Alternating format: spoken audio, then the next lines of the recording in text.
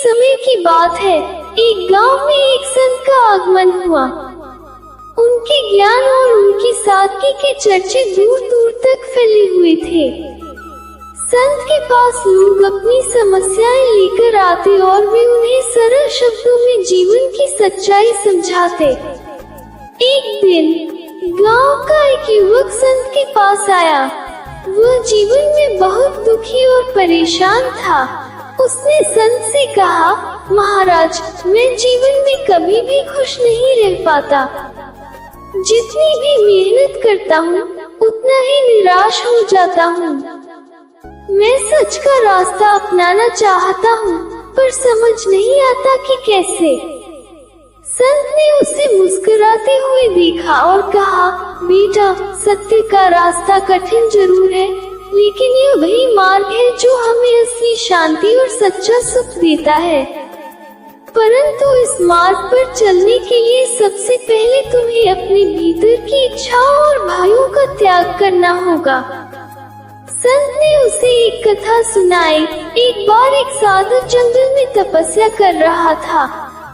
वह सच्चे दिल से सत्य का ज्ञान प्राप्त करना चाहता था। एक दिन उसे भगवान के दर्शन हुए।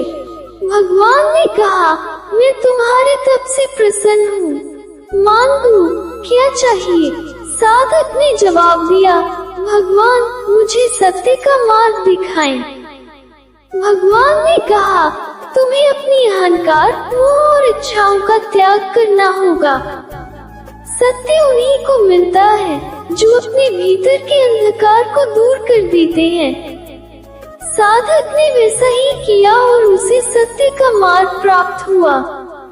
संत ने युवक की ओर देखा और कहा, सत्य का रास्ता वो है जिसमें न कोई छल है, न कोई कपट। ये त्याग और सरलता का मार्ग है। इस पर चलने के लिए सच्चे मन और संकल्प की आवश्यकता होती है।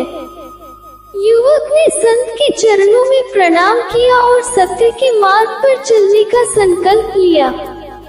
उसने अपने जीवन में सादगी, ईमानदारी और सेवा भाव को अपनाया और धीरे धीरे उसे वास्तविक शांति और खुशी का अनुभव होने लगा। सत्य का मार्ग कठिन हो सकता है, लेकिन यह वही मार्ग है जो हमें वास्तविक शांति और सच्चा सुख प्रदान करता है। मित्रों, हमें आशा है कि आपको मेरी यह कहानी जरूर पसंद आई होगी।